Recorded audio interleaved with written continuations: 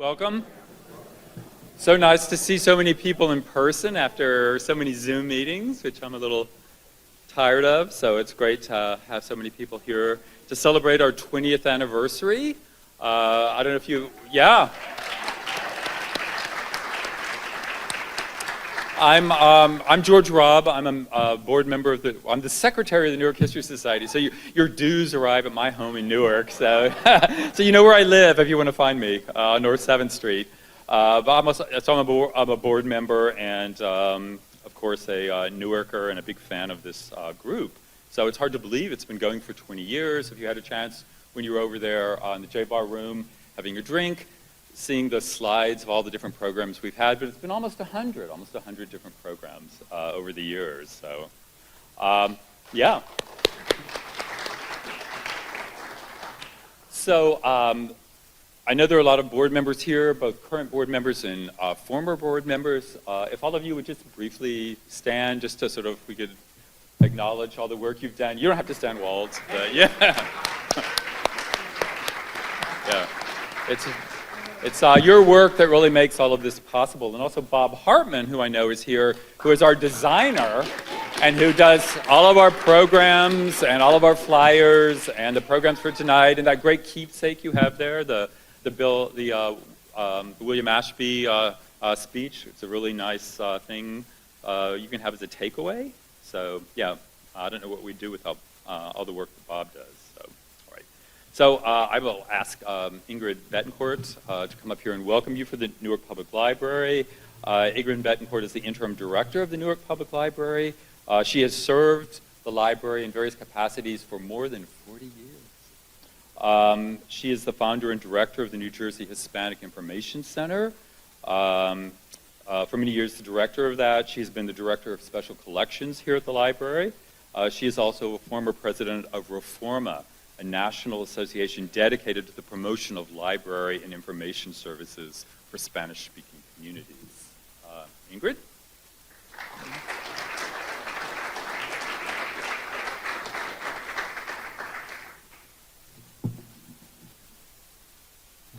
Thank you, George. And it is truly a pleasure to be here in this absolutely beautiful room full of absolutely fabulous people celebrating an extraordinary organization in the city of Newark. So here's a little bit of applause to the, yeah.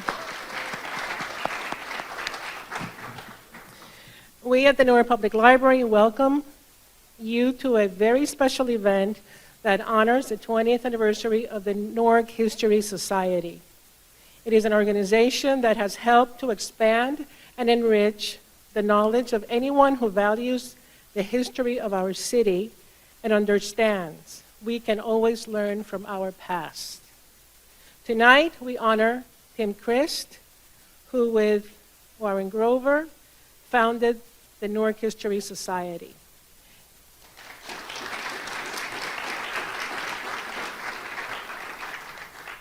Tim has been a longtime member of our Board of Trustees and has served as its president.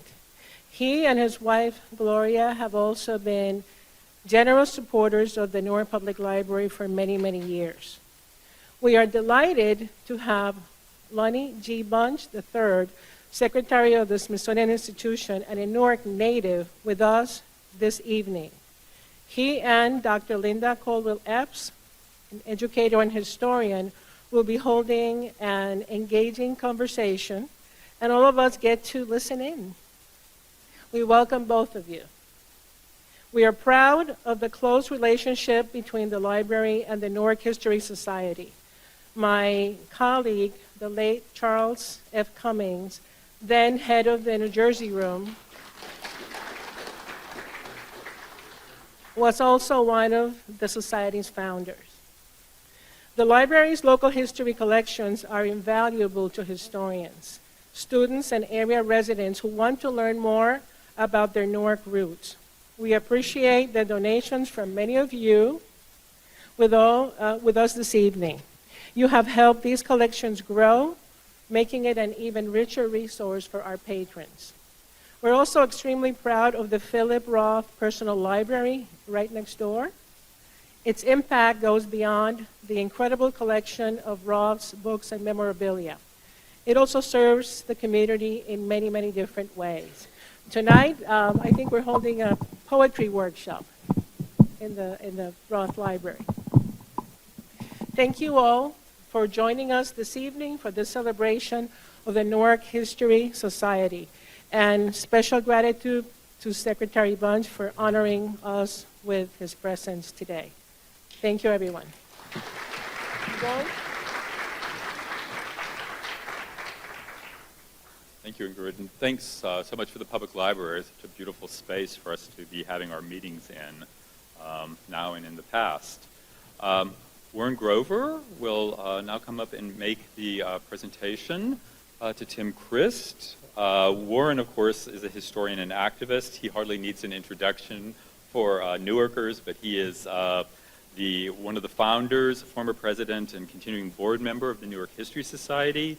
Warren has been a mainstay of the Newark History Society throughout its 20-year history. Warren's also a board member of the New Jersey Historical Society, a lot of other places as well. He is a native Newarker, a graduate of Weequahic High School, and Warren's dedication to Newark and his knowledge of Newark is unsurpassed.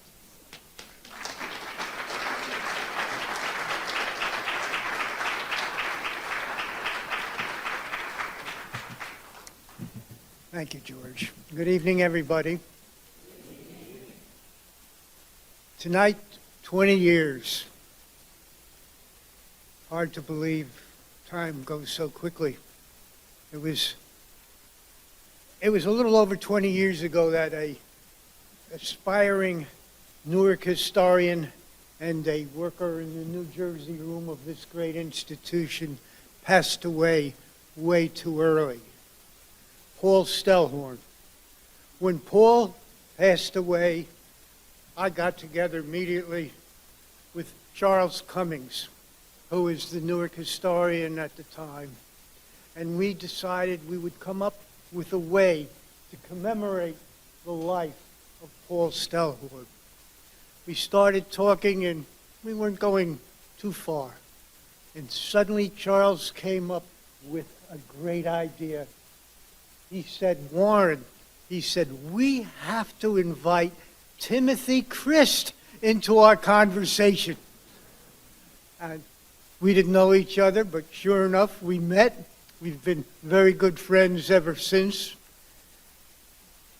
Timothy, for all these years, since the founding of the Newark History Society, which came from the discussion about how we were going to commemorate Paul Stellhorn. I guess we did a good job commemorating Paul. He would be proud.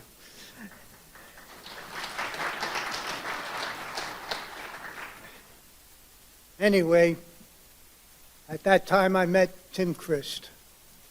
And Tim Christ has been the heart and the soul of the Newark History Society for these 20 years. And I will now introduce our honoree, Tim Christ.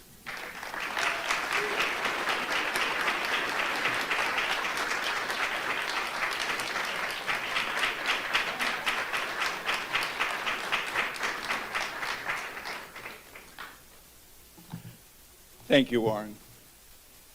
This means the world to me. It's been a privilege and a real joy to work with Warren and so many others of you here to nurture the Newark History Society. And Warren, I think we made the right decision early on not to try to build an institution with a lot of fixed costs, but instead to nurture a society, a network, if you will, of people who want to pay attention to Newark's history, with all its important themes and with all its complexity. People conducting their own research, to be sure, but also people who are willing to tell their own stories, and other people who are keen to engage as an audience in the telling and retelling of Newark's story. And I think we've done a pretty good job of nurturing that network and demonstrating that both that Newark's history matters and that stimulating things can happen at the intersection of scholarship and the public square. Not only have we organized 100 public programs, and they're all listed one by one in the program that you found on your chair tonight, but we have engaged 150 different people to take part as presenters or panelists in those programs. And I'm delighted that so many of them are here tonight. And if I may, I'm proud that in our anniversary year, we reached a record high membership in the Newark History Society. And maybe some of you who are not yet members will decide to join and support our work. There are membership cards on the stage here that you can pick up afterwards. It's only $25 dues. But along with my pride in what we have accomplished, I'm also really grateful. Grateful to be part of the connective tissue that has made the Newark History Society work, and grateful to be honored tonight. I'm following in the footsteps of Clement Price, who we honored 10 years ago at our 10th anniversary, and of Warren, whom we honored 5 years ago at our 15th anniversary. And I can't imagine two better people to follow in this way. I'm grateful to Warren for his friendship and support, and to all the members of the executive committee, both past and present. George had them raise their hands, and Walt, I am so glad you made it back tonight. All of them have been willing to provide their advice and to step up on so many occasions. Thank you. And I'm grateful to Bob Hartman over there on that side. Bob has designed every one of our flyers for the last 20 years, and I hope you had a look at them.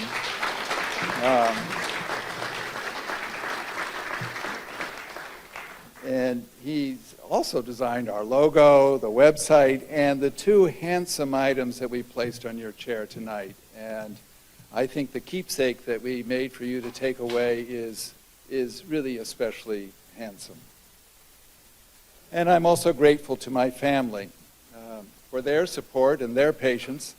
The Newark History Society has taken some of my time over the years and has intruded in more than a few conversations over the last 20 years. I didn't grow up in Newark, and I didn't even grow up in New Jersey. And when I moved to Newark in 1979, I hardly knew anything about this city. But I can say that I married into Newark. Gloria was born here, and with her family lived in the Army barracks in Wequahic Park for the first few years. And our son Elliot and daughter Emma over there are the 5th generation in a row born in Newark.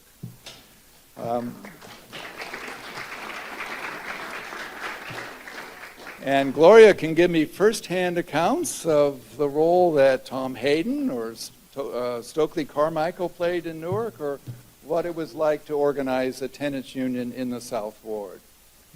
But also, Gloria asked the most insightful and penetrating questions on historical topics, and her questions have sharpened my research and made my work better. Thank you.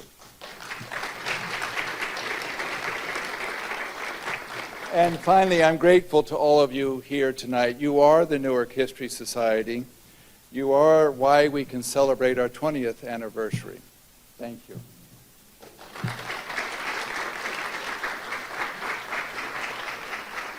So, Tim, just come back up here for a minute, if you don't mind.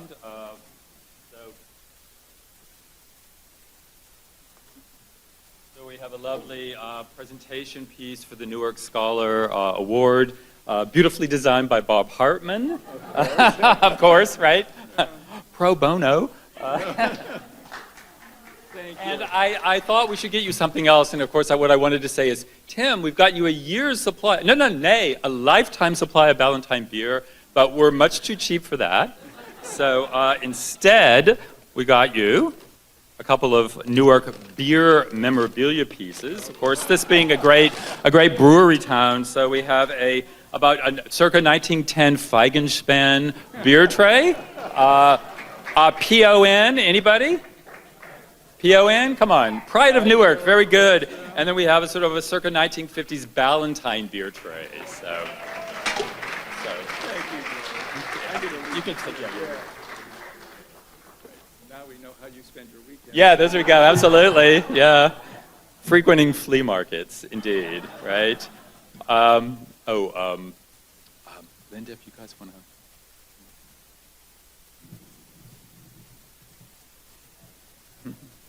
So I'm sort of inviting our panelists to come up to the stage. But yeah, like Tim, I'm not a Newark either. I've lived in Newark for 20 years. I'm embarrassed to admit, am from Texas. I know. Many years with Henry Higgins has rid me of that accent, but if I have a couple of Ballantine beers, it will sometimes come out. But I could not get out of that godforsaken place fast enough, but I have chosen Newark as a wonderful place to be, and so I'm very proud of being a Newarker, even if not a native Newarker. So introducing our very distinguished panelists tonight, I'm happy to say we have Larry Green. Dr. Green is a leading authority on African American history. He has a PhD from Columbia. He is a Fulbright scholar. He is a professor of history at Seton Hall University, and I'm very happy to say is a board member of the Newark History Society.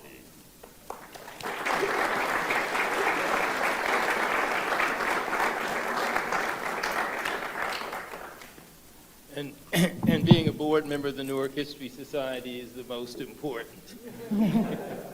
and very enjoyable. I'm a new member, but I am enjoying it immensely and glad to participate in the fine work that the Newark History Society is doing. So I've been given the wonderful task of introducing Dr. Lonnie Bunch III and Dr. Linda Caldwell Epps. The last time I saw Dr.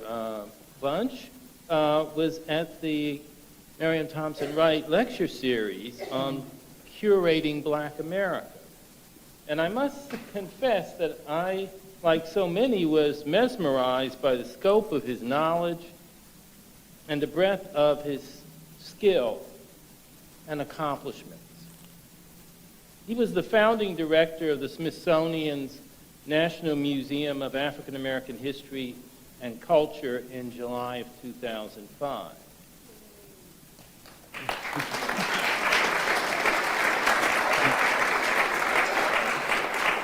A significant accomplishment without question, but there are even more.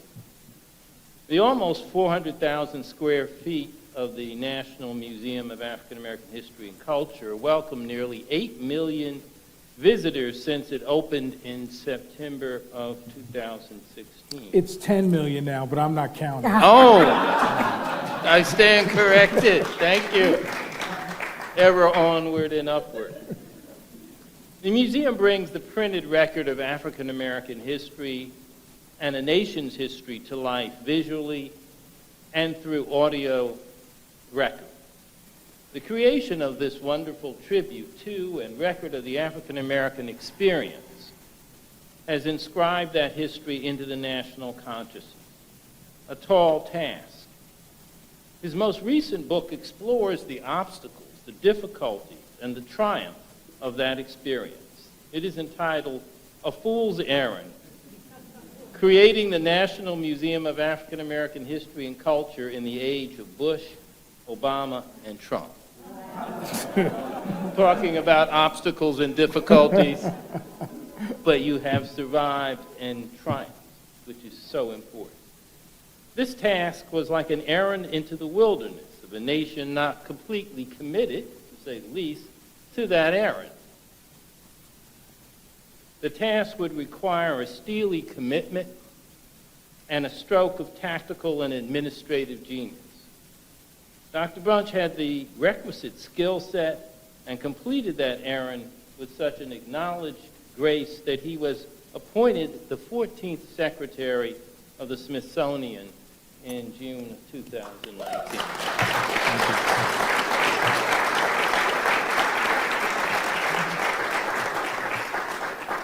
And with that comes a tremendous responsibility, overseeing 21 museums, 21 libraries, a national zoo, and numerous research centers. Dr. Bunch was named one of the 100 most influential museum professionals by the American Association of Museums. We are indeed privileged to have him with us on this occasion, and he will be in conversation with Dr. Linda Caldwell Epps, whom I met many years ago. We'll not go into how far or how long, but I did meet her on the campus of Seton Hall as a teacher, from a long line of teachers, and a professor. You know when someone enters your class who will succeed because of superior intellect, drive, and compassion. I knew that Linda would go on to a distinguished career. Dr. Epps continued her studies and embarked on a career in higher education at Bloomfield College, where she held many positions, very important positions, including Vice President of Student Affairs, Dean of Students, Vice President of College Relations. She was CEO and Director of the New Jersey Historical Society, and now is the CEO of the 1804 Consultants, a consultant firm. So if you need historical consultantship, I would suggest that you contact her. And so with that, I'd like to turn the evening over to Linda and Lonnie. Thank you. So thank you so much. What he did not mention, that when I was a student in his class, there were 8 of us, 7 men and me, and I was about 7 or 8 months pregnant at the time. It was an experience, a good one with him. Thank you. And Lonnie, I think, well, I know that I first met you when I assumed the position as president of the New Jersey Historical Society.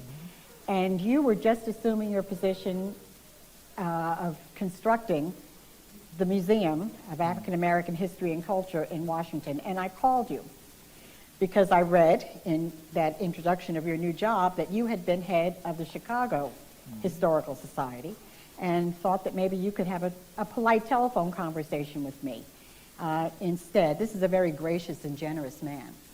He said, "Can you take a trip down to D.C.?" And I said, "Of course." And that's where our relationship began. So I thank you so much for answering the call to come back to Newark and share your knowledge with some of us.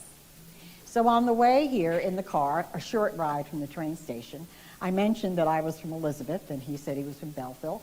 And he said, "I don't know anything about Elizabeth." And I said, "I don't know anything about Belleville." So I think let's start there. And coming from those 2 neighboring cities of Newark, one north and one south, how did this city influence your coming up years, your growing up years? Well, first of all, it's such an honor to be here on a night of your 20th anniversary. You know, my earliest memories are taking 13 Broad bus down to the Newark Public Library. So this is like coming home to me, so thank you so much. You know, even though I was born in Newark and then we moved to Belleville, the reality is Newark was the center of our universe. You know, my first job in any kind of leadership position was I was in charge of the loading dock at Bamberger's. Everything we did was down Newark, everything. And so in some ways, I was very lucky because my grandparents lived in Newark. They were part of that great migration. My grandmother came up here in 1905, ended up doing service in a home in Montclair. My grandfather ultimately graduated dental school but didn't have any money, so he had to first work on Atlantic City, pushing the rolling chairs, and then he came to Newark and worked in the celluloid factory until he had enough money to open his practice on 235 Springfield Avenue. So for me, everything about us was shaped by Newark. My only regret is that for years, even after he died, his name was on a window on 235 Springfield Avenue, and I was never courageous enough to go get it. And now the building's gone. It's gone. My only regret. I know that it's sometimes hard for people who are new to the city to understand the importance of its history and its place not only in New Jersey but in the world. And I'm wondering if you could, since you've not lived here for a long time, what reaction do you get when you tell people, I'm from Newark? Well, you know the reaction. First of all, we pronounce it right, not Newark. But I think that the reaction is what everybody comes. There's a kind of New Jersey group of us that get together. And what we learned is that Newark taught us when to run, when to fight, and when to talk our way out of something. And that has served me well throughout my entire career.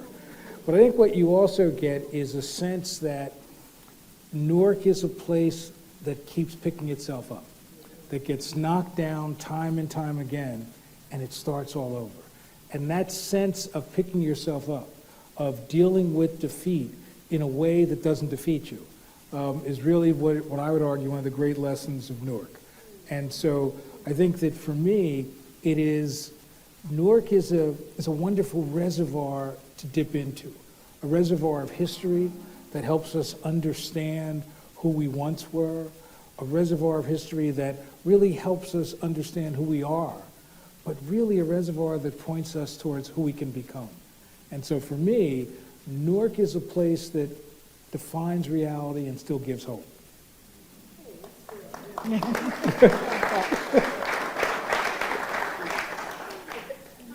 So with that hope, I'm going to go to, again, back to years gone by. I'm interested in finding out who shaped your thinking, who was responsible for influencing you to major in history or become a historian. Not, we're in that same generation, not a very popular major. So I'm just curious. Well, it's shaped in some ways by many things. Whereas, first of all, my grandfather, Doc Bunch, the dentist, died a day before I turned 5. So he used to take me into the basement and he'd read books to me. And one of the books he read had pictures of school children. And he said something, as I'm looking at the picture, he said that this picture was taken 100 years ago, and more than likely these children are no longer with us. And when you see a picture of kids that look like you think, my God, they're not with us. And then he said something that really shaped my entire life. He said, isn't it a shame people can live their lives, die, and all it says is unidentified? And that has really set me on a path of trying to understand who these people were when I looked at pictures of historical figures or the paintings in the Newark Museum. It led me to sort of asking how I could sort of make visible those less visible and give voice to those that are anonymous. But it also was growing up in Belleville. Let me be really clear. We were the only black family in the neighborhood, right? I was the only black kid in number 5 school, which meant that you learn a lot about who your friends are and who to fight. And I used to fight all the time. I learned that the key to life is don't fight going uphill. It's better to fight going downhill. So all these things that I learned. But what happened was that there were people who treated me wonderfully, and then there were people who treated me horribly. I remember playing basketball in the yard just behind mine, and with a bunch of kids, and the mother comes out with glasses of Kool-Aid, the drink of the day. But then she saw me and said, "You drink out of the hose." And I never forgot that, how much that hurt. And I thought, maybe if I understood history, I could understand history of this town. I could understand what this was all about. And ultimately, it led me to thinking about history as the best tool to understand a nation, a best tool to help it grapple with issues like race and gender and poverty. So ultimately, that environment asked me to find out what it is that made some people wonderfully welcoming and other people wonderfully horrible. So then I'm going to ask you about this whole period that we're going through now of erasing certain sections of our history or an attempt to erase the critical race theorist. And you're I guess I know your opinion, but I'm wondering if you can give the rest of us some clue as to how we should answer our feelings about this when we're asked. I always think you answer the question that should have been asked, not the question that was Okay. asked. And so for me, it's a question of, I was always struck that America is the sort of, land of the free and home of the brave. So I thought, aren't we not brave enough to face our history? And that I was really struck that what I've always felt is that I look at the history that has these moments that are unbelievably horrible, that are moments with little hope. And then I see a resiliency. I see a people who don't quit, who don't give up. And so for me, I find resiliency in illuminating all those dark corners. One, that it allows us to basically remember truthfully and clearly who we once were. And it allows us to honor those who maybe didn't make it because of the world that they lived in. But then illuminating those dark corners gives us this sense of we too can persevere. And let me give you one story about my grandfather. So Doc, as he was called, was a sharecropper. He went to college. He found out he could go to college at night. He went to a historically black college for 10 years, graduated at 28 years old. He wanted to be a dentist. He was told that he could go to Howard University, but you had to pay for it up front. He said, I got no money. So that's when he realized that he found out that in Atlantic City, the rolling chairs were pushed only by college-educated men so that they could have conversations with the lead that they were pushing. So he got a job there and did that. And he then married my grandmother, who did laundry in the hotels. He saved his money. He went to Howard, graduated in 1916, came back to New Jersey saying, I'm ready to practice.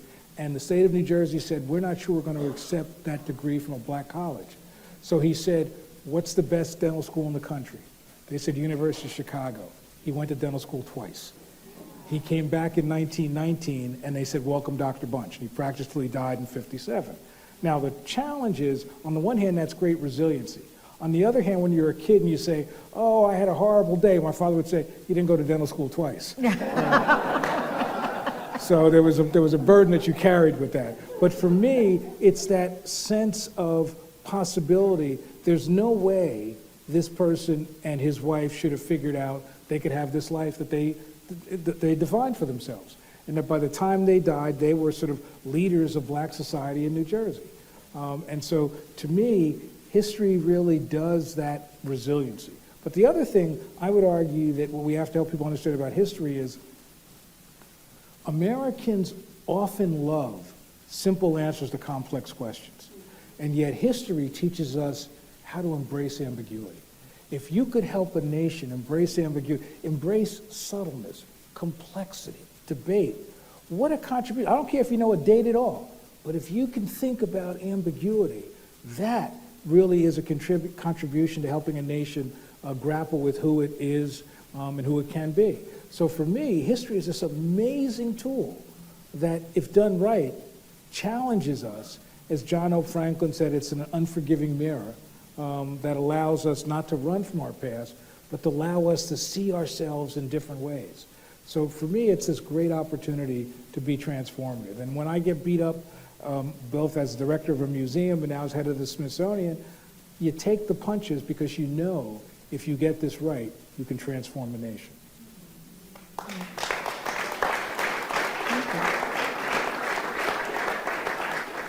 I'm still that kid running up the hill. Yeah, I know. You know.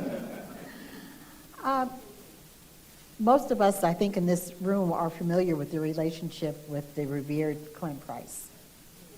And I wonder if you might reflect for a few moments on the importance of that relationship between the two of you. Mary Sue and my wife worked together at the Newark Museum, and through them I met Clem. And you all know what a gifted historian Clem was, but also what a generous person Clem was. Every time in my,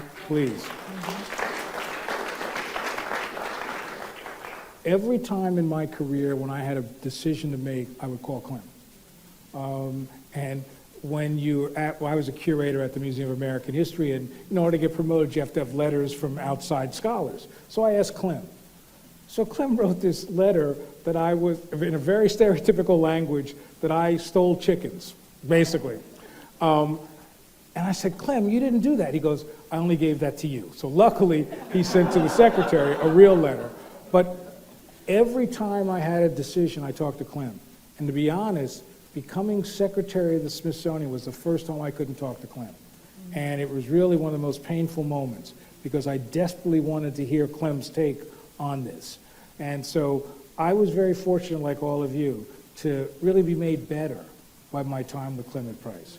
And I think that's really the key. For me, I was able to work with him as a scholar. We traveled together. Mary Sue knows I said at his service that Clem and I were in Israel together, and I didn't realize that Clem was a shopper. We were walking through some bazaar in Jerusalem, and the store owner said, I've got material here from the time of Jesus. Clem said, we got to go buy some. They had these oil lamps. Clem bought 10 of them. I don't know if he still has, gave them around. And so I was stunned at what Clem would buy. But what I realized is that Clem was doing it because he felt it would help the shop owner. Whether or not this was really true or not, he said it'll help the shop owner. So then he shamed me and I bought one. He bought 10, but I bought one. But I think that in some ways, what Clem also did was Clem helped us understand the centrality of local history, and he helped us understand it through a national and international lens. And in some ways, Clem's work really not only transformed the way we thought about Newark or New Jersey or the way we thought about local history.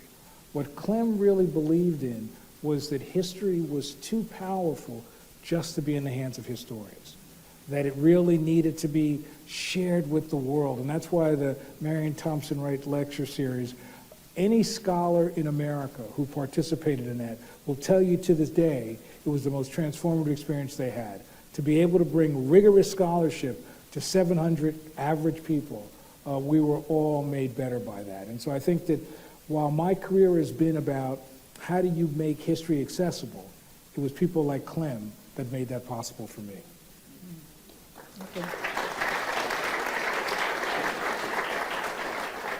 So I know many of the people that are with us today, and many of them, I don't want to use the word amateur historians, but those who were not necessarily trained in the canon the way others were. So what advice would you give to them? They're very interested in this whole idea of public history and making history accessible to everyone. I just wonder what advice you would give them to not give up when you cannot easily find that little gem that you're looking for that's going to put lots of other facts together, to not give up when you have to maybe take off a semester to work, to sustain your family. What advice might you give to them about the importance of just keeping determined, just keeping at it? I mean, I would argue that the Association for the Study of African American Life and History is really a great example. This is an organization that marries trained scholars, in other words, academics, with community historians. And as a result of that, everybody's made better. There's new information that's discovered, new ideas. So in some ways, the work you do is essential to the next generation of scholarship. The other part that is so important about the work you do is that if all history is local, then we've got to really be able to wrap our arms in profound ways around local stories, local history like Newark. I think that's really powerful. I also think it's important because, you know, how many Renaissances Newark had? You know, the key here is that it's the work you do that helps us understand what this place is, and that allows you to sort of look candidly and truthfully to the challenges, but also help people understand that this is a place that perseveres. This is a place that survives. This is a place that shapes so many other places. It's a place that my grandparents felt, if we're going to get out of the South, let's go to Newark. And so for me, it really is that beacon of possibility. That doesn't mean it's easy, but it means it's important.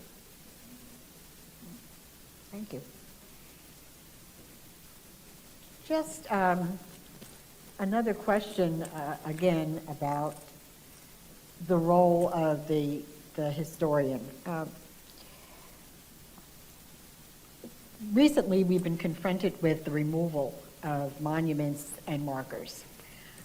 We've had a little controversy here in our own city of Newark. What's your take on this? You know, one of the things I've learned from people like Nell is that you never erase history because you can anyway. But I think what's important is to recognize that how do we realize what history people are being told when they're not in classrooms? What do the monuments say? And so I'm a firm believer that you don't take down every monument, but I'm sure, now I'm not a gardener, but I'm told if you prune, things grow better. So I think you prune and you get rid of some of these statues, but I would argue that you do what some cities are doing, what they do in Budapest, what they're now doing in Richmond, which is taking these statues and putting them in warehouses so they can be interpreted. Rather than just be seen as these sort of monuments to the past, they're now helping people understand what these monuments tell us about the present. So I'm a firm believer in pruning, but I'm really a firm believer is when they were talking about taking down statues in Richmond, and they called me, and let me get it right, it was the Sons of the Confederacy who called me, which was one of the most bizarre, but I'll save it. That was another one, you know. Yeah, they said there was a William Bunch that served in the Confederacy. I said, not my family. But what was so interesting was this notion of they were basically making an argument that what we were doing was changing history. And I said, I will stand and protect every Confederate monument there is if you say they were traitors. If you say they're traitors, I'm with you. If you're not going to say they're traitors, then we need to make some change.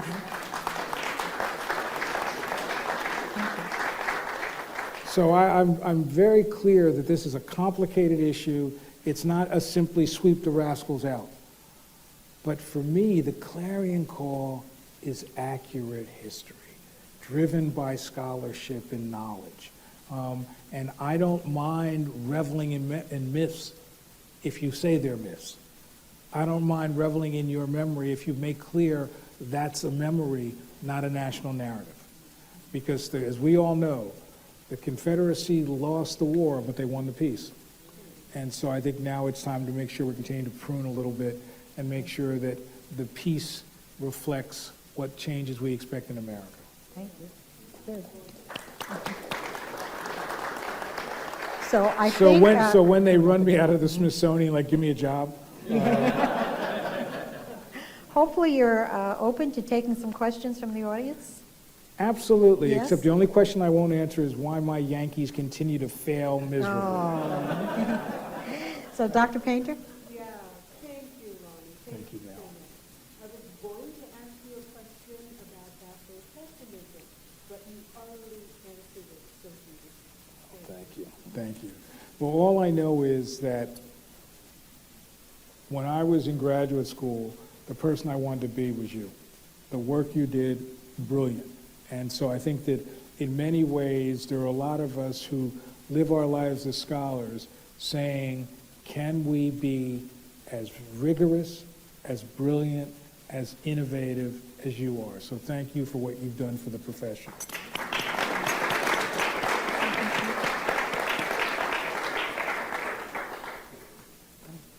Looking for another question. Yes, all the way in the back. Introduce yourself, please.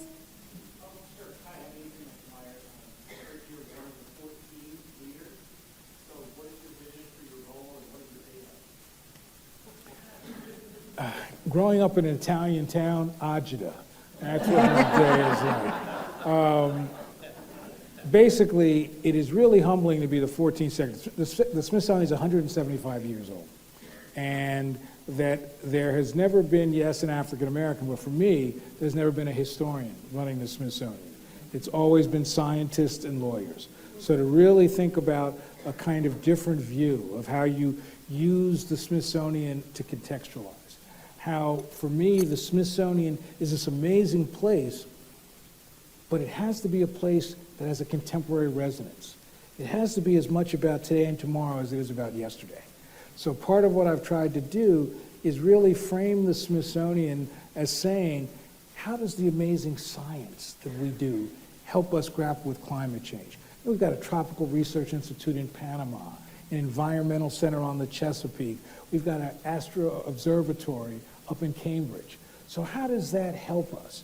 And then how do we use the culture of the Smithsonian, the history, the art, to really help people find understanding, find hope, but really find clarity? And so I think in many ways, my goal is that the Smithsonian is too important just to be in Washington. So what does that mean in terms of a digital world, right? Trying to find the right tension between tradition and innovation. Recognizing that exhibitions do certain things well, digital work does certain things well. So to make sure we're doing that right so that we're reaping the benefit of the Smithsonian. I think the other challenge for me, candidly, is that when I started at the Smithsonian, this is my 4th posting at the Smithsonian. I actually started out as the Air and Space Museum, which is pretty weird because I don't know air, space, don't like airplanes. But it happened as I was finishing graduate school and I was living on that teaching assistant salary, so I was broke. I mean, I was broke. And there was a returning student. She was so old, she was probably 40. And she said, you know, her husband worked at the Smithsonian. I said, who works at the Smithsonian? It's where you take dates because it's free. It never crossed my mind he'd work there. And so I went down and they introduced me to the secretary. I didn't know who the secretary was. Now, I'm not getting the job because I got a big afro, I'm in jeans, and I got an Army officer's jacket with Sergeant Pepper's Lonely Hearts Club on my sleeve. So I'm not gonna get a job. So I'm real comfortable, you know, having a good time. And he said, I can offer you a job at the Air and Space Museum. And I said, I'm a 19th century American historian. And he gave me this amazing lesson. He said, he gave me that, young man, how much money are you making today? I said, $390 a month. He said, you can make 5 times that as a curator of Air and Space. I'm a curator of Air and Space. That I learned in Newark, when to say yes. And so basically I've been very fortunate to really been able to have careers that allowed me to see many different parts of the Smithsonian. So ultimately what my goal is simple, is to have the public really understand what the Smithsonian is. Not just what you think it is, but really be able to sort of make sure the Smithsonian can be in every home and in every classroom. Make sure that the Smithsonian can share the wonders that can help the globe better understand itself. And so ultimately my hope is that in my tenure there, and you know, the first 9 secretaries died in office, so I'm not doing that, okay? But in my brief tenure, part of what I want to make sure is that the Smithsonian is not simply the nation's attic, but it's the nation's hope.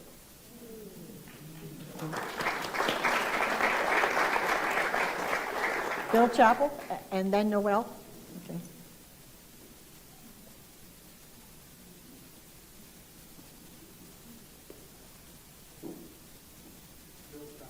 My wife Charlotte lived around the corner for over 40 years, a neighbor, Dr. Epps.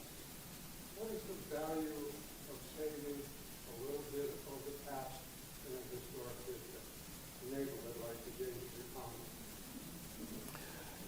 I mean, I think that you framed it already. There is great importance because we're looking at different ways we help people to remember. I would argue there's nothing more powerful than a people, than a nation steeped in its history. And there's few things as noble as honoring our ancestors. And my notion is that by making sure that there are strong historic sites that aren't isolated and removed, but are part of the lives of a community so people can understand how this has shaped them. I mean, one of the things I love about local history, candidly, is that you can help people understand why the South Ward is the way it was. Why, you know, you can really answer fundamental questions that people desperately need. And I think historic sites do that if they're really seen not just as what they once were, but why they matter today. And if you do that, then I think you can make them transformative. Noel? My name is Noelle Williams. I'm the director of the African American History Program at the New Jersey Historical Commission Department of State. I said that. Love that. Is this kind of like piggybacking off this whole concept of the Smithsonian, not as a place, not as the nation's attic, right, but as an engaged site. One of the things I can think of when I first visited the Holocaust Museum for the exhibition about the neighbors who would often identify Jewish families, and how it was such a moving experience for me. And now with the African American History and Cultural Museum, how it's a site of pilgrimage for many African Americans. So I guess I have kind of a practitioner question for you. In what way are interpreters, influential curators, really working with this concept of the Holocaust Museum and the African American Museum as pilgrimage sites and sites of spiritual healing and rejection? Well, I was really lucky because, when I began to build the African American Museum, there was just me and another staff person. So I basically hired everybody and really said, here's the vision of what we can be. And part of that vision was to recognize that on the one hand, if you do it right, it becomes a pilgrimage site. It becomes a place where people can dip deeply into that history and understand it from an insider's point of view. But if it's only a pilgrimage site, then it fails. I would argue that the other side that we looked at is to say, how do we make sure that African American culture is seen by everyone as a lens to understand what it means to be an American? In other words, that this is your story too, regardless of who you are. And I think that, to me, is what the power of the Smithsonian. Because at the Smithsonian, you get people doing the Smithsonian. So you have people who care nothing about a particular museum, but you can get them in. And then once you get them in, you can explore this history in a complex, interesting way. So I think that part of it was really training, really envisioning what this could be. I used to sit down with staff and say, I don't want to build yesterday's museum. I want to build the museum of the 21st century, and I want to build a museum that matters, that really is something that will force, well, when I was nice, I'd say help, but usually force a nation to confront its tortured racial past. That was the goal, but not to anger, not to find guilt, but to find understanding. And so part of it was training people, part of it was having a strong vision. But I have to tell you, 3 weeks before we opened, I woke up in the middle of the night terrified because I put my fingerprints on everything. And what I said to my wife, what if I'm wrong? And Maria, she said, it's too late now. Very helpful. Thank you. I think maybe one or two more questions? Over there. Yes. A little louder, Richard.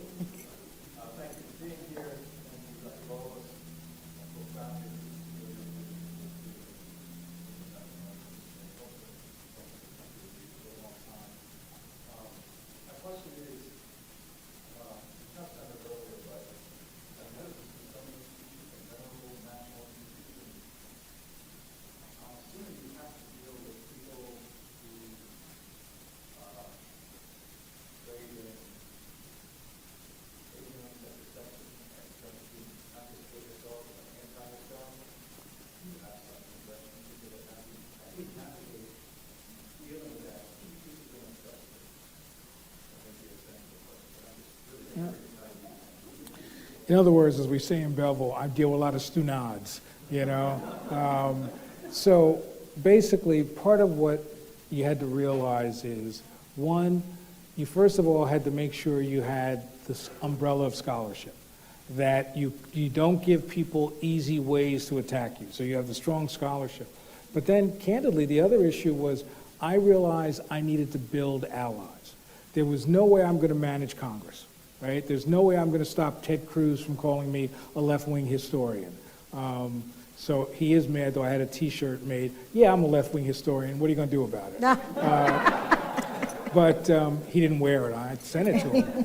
But I think that the notion was to say, how do we build the right allies? So what I did is, I sat down and said, how do I find 40 members of Congress, 20 Republicans, 20 Democrats, who will, when you're attacked, be able to say, but I believe. And all you need in Congress is a tie. You don't need to win, you just need a tie. And so that gave me some ammunition. The second thing, though, was also recognizing that there's many things I'm not very good at. One of the things I'm good at is dealing with the media. So I really wanted to work hard and build those relationships so that I could get out, whether it's on 60 Minutes or whatever show, get out what I believe. And that helped. And then the final thing was recognizing that even though I may feel that a lot of these comments are just way out of line, take everyone seriously and really develop a strategy of how we do this, whether it's through op-eds or whether it's through working, so that basically recognizing that being right and being smart isn't enough. Being political is the only way you're going to survive. And that's what I learned. And Belleville taught me that. Newark taught me a little bit of that.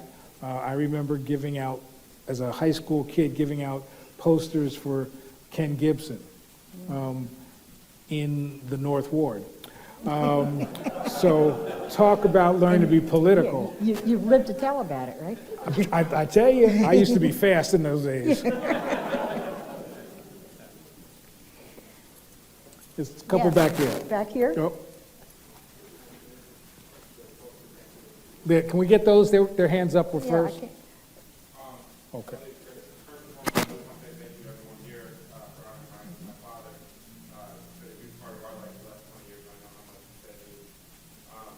You mentioned before that Newark brought you friends to fight in 2021. I'm curious as to how you take those out. What I realized is that you figure out when you have to fight. And so part of what I do as secretary, but what I did as director of the museum, is recognize when you could be hurt by not fighting. Whether it was attacking your budget, whether it was attacking your credibility. So these were the kind of things that you figure out what's the best way to fight. But the other thing is, I've learned that if you don't have to fight, don't fight. And even though I always thought I was a pretty good ducker, you get hit every now and then. So what I learned is that if there were battles with Congress that I didn't need to fight, you let it go.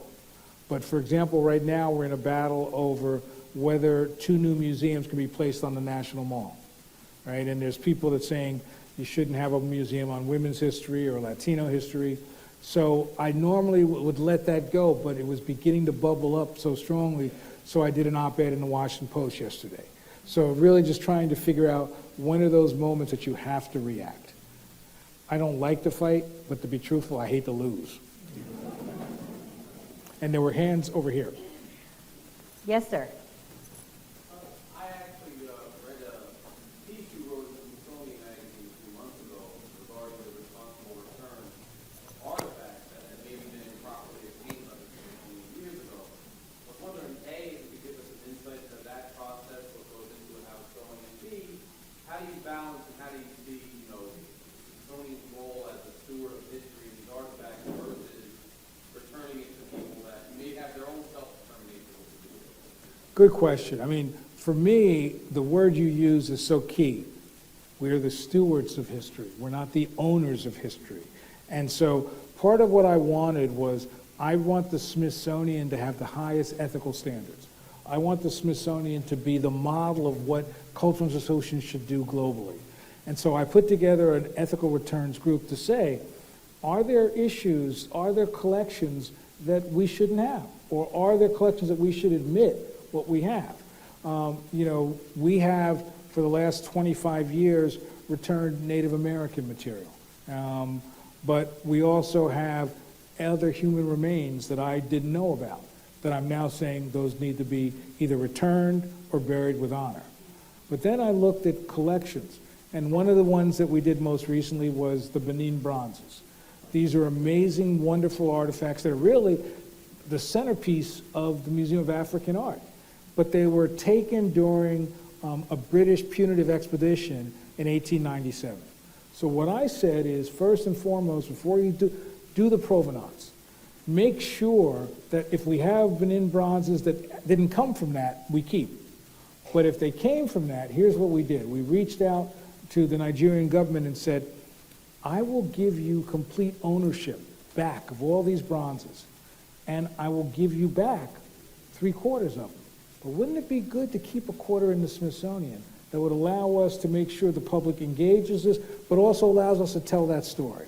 So what we've done is basically said, and we've returned it, and that I don't expect, candidly, that there are going to be 100,000 artifacts that we return. But what I wanted was, rather than an ad hoc process, I wanted a process that really was thorough, driven by scholarship, and then brought to senior leadership to make determinations. I just believe strongly that if you don't do the right thing, then why are you there? And yes, you know. Thank you. And it's thorny because you don't want to return things to places where they can't be preserved. I mean, so that's an important consideration. But working with the Nigerian Museums Commission, we were convinced that that was something we could trust. There are other times that you might say, you know what? And what we found dealing with Native communities, for example, is that 50% of what we returned was great, but 50% they said, could you also keep? Because you can preserve it better than us. So the key is to have the dialogue and make those determinations. I really am sorry, but I am responsible. We got time for 2 more. 2 more? Okay. Sean, get me on that train. You said it, and if you don't make the train, it's not my fault. Go Oh, ahead. no. We'll make the train. Okay. If I drive, we'll make the Okay. train. Yes.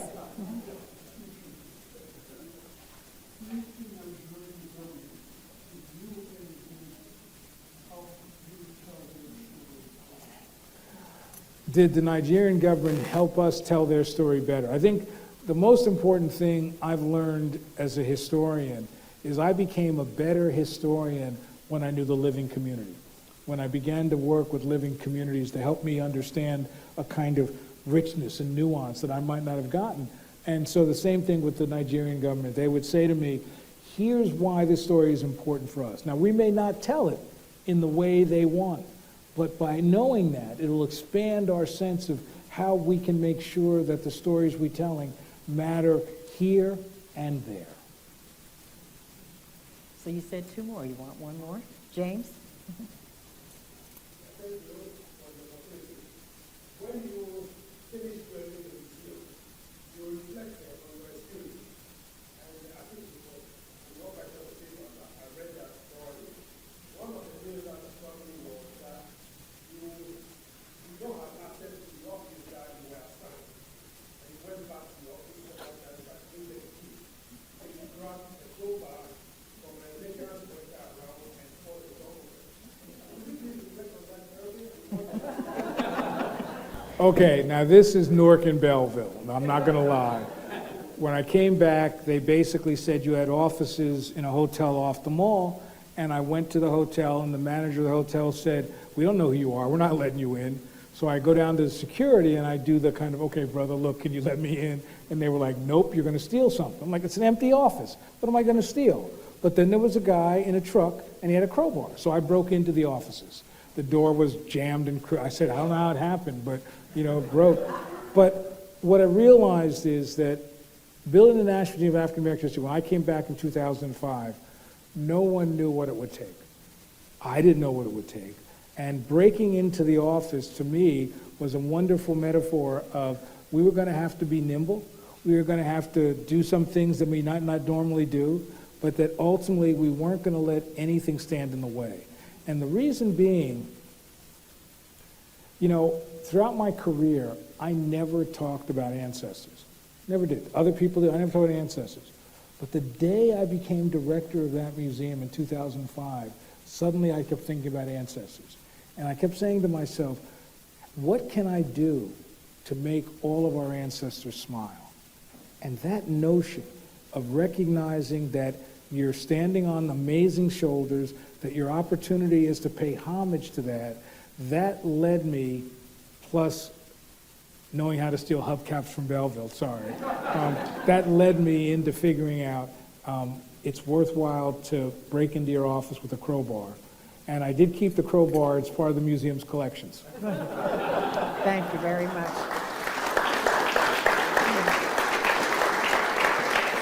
So I am going to, no matter what he says, I am going to end this now. But what a wonderful evening. And what a special opportunity that we have all had to sit here and listen to a genius. Please. There are so I'm many just a in this- guy from there are Belleville, so that's many, all. A stable genius. Geniuses come from Belleville too, and Newark. Yeah, me, Joe Pesci, Connie Francis, Frankie Valli, but okay, no. Good company, good company. I know so many of you out here, and I know the hard work that you do, and I know the struggles that you have keeping some of your organizations and your projects afloat. So hopefully you have taken from this evening a number of pointers. One, take risks. Two, be a firm believer in what you were doing. Three, it's tiring work, but it's also rewarding work. And four, you're providing a service not just to yourself or to your students or to your patrons, but to your country and to the world in general. And I thank you. I think I caught the high points of Number your words. 5 is remember to duck. Remember the duck, okay. And number 6 is always fight going Downhill, absolutely. So I thank you so much for answering the call, answering my countless text messages, really. That's what it was. Thank you, LaShawn, for making sure that everything went straight. Thank you, Newark History Society, for providing this wonderful evening for so many of us who are engaged in this work. Thank you. Thank you.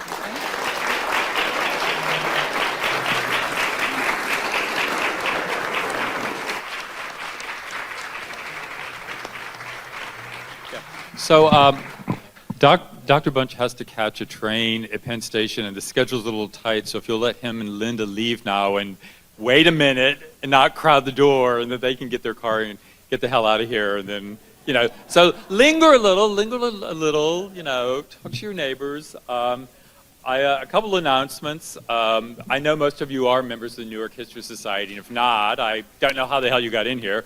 But if you're not, there are membership cards up here. And even if you are a member, pick up a couple membership cards and give them to friends and ask, get them to be members. Also, our next meeting, the next meeting of the Newark History Society will be here in January. It'll be on Thursday, January 26th, 2023, so in the new year. And the topic is going to be Thomas McCarter, trolleys, and the building of Newark's streetcar suburbs. So I hope to see a lot of you back here then. So yeah, thanks for coming out. Thanks for supporting us.